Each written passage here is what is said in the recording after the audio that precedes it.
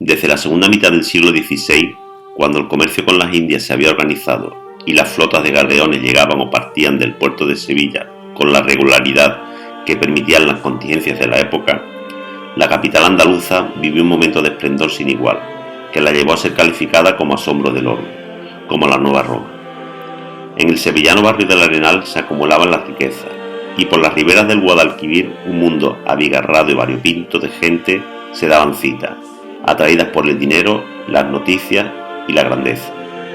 Eran aristócratas y mercaderes, clérigos y marineros, soldados y pícaros, artesanos y prostitutas.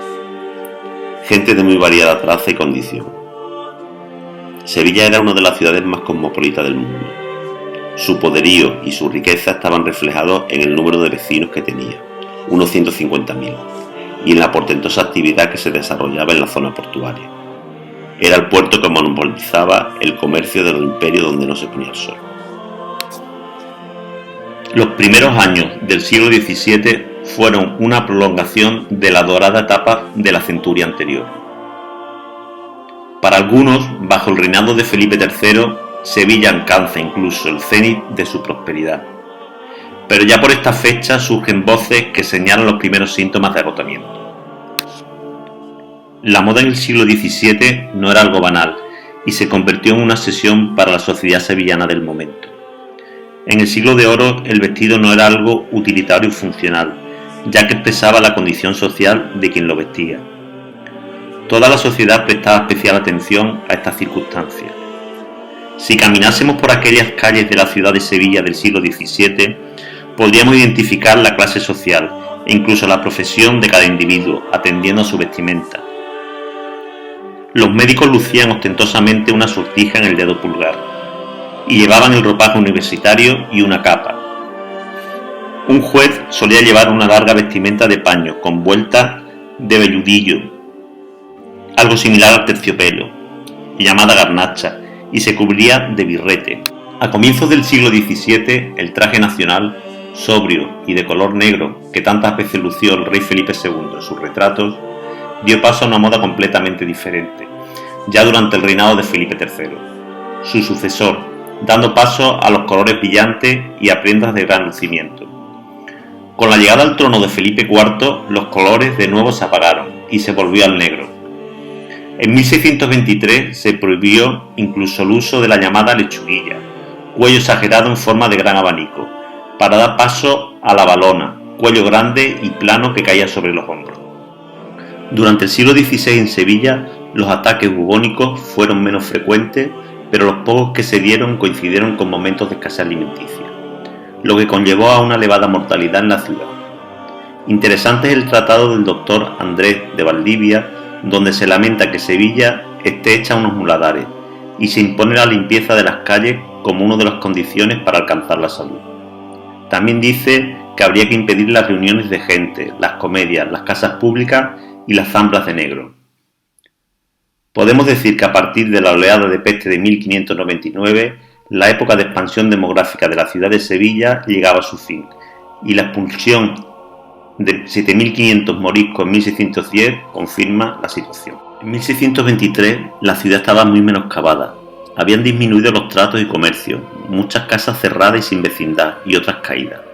A partir de 1640 se aceleró el declive de la ciudad por la crisis económica y la catástrofe llega en 1649, cuando la peste se manifiesta como la más virulenta epidemia que padecerá Sevilla. Es cuando ya la ciudad comienza su brutal proceso de declive que ya estaba en marcha y que nunca más podrá levantar.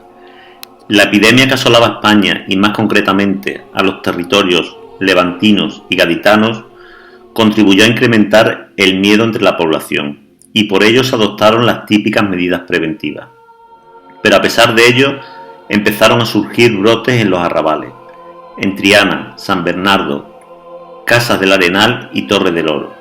Ante estos primeros síntomas, a petición de los cabildos eclesiásticos de la ciudad, el arzobispo Agustín Espínola mandó que la procesión que se hacía el día de San Sebastián, el 20 de enero del año 1649 a la ermita del Santo, fuese general con todo el clero y que acudieran el mayor número de personas en rogativa, pero la procesión no tuvo el efecto tranquilizador que pretendía la. A principios de enero ya se hablaba de peste en Sevilla, pero habría que esperar a la primavera para que llegase el desastre.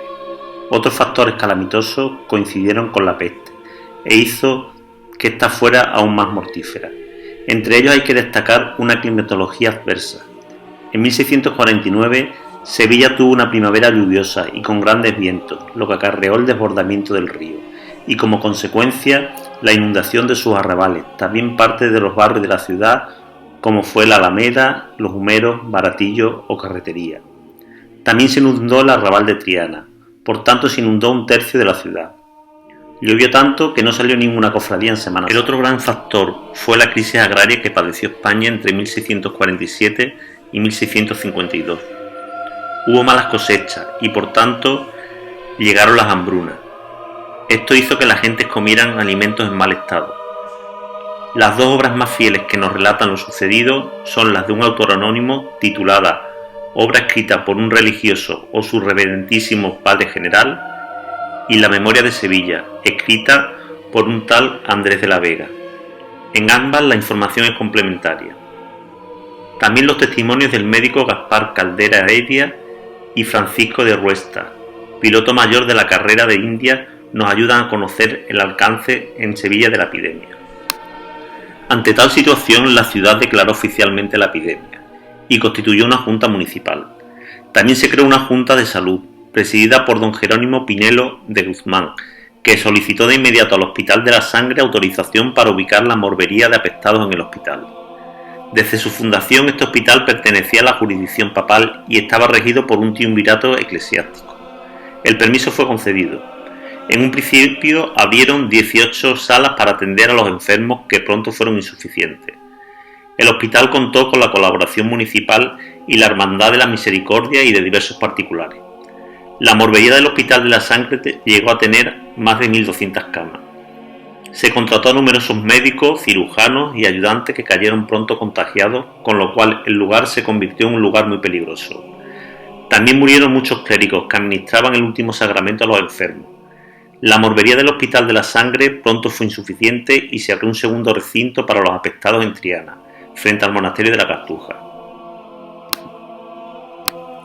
La cifra de muertos no se sabrá nunca con exactitud, debido a la intensidad de las defunciones en tan corto plazo de tiempo.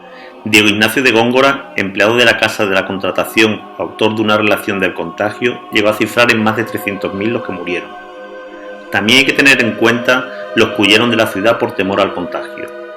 Sí hay cifras de muertos en cuanto a las diferentes colectividades de la ciudad.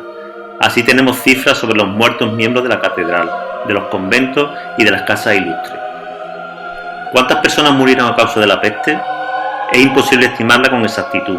Según el profesor Domínguez Ortiz, el número habría llegado a 60.000, la mitad de la población.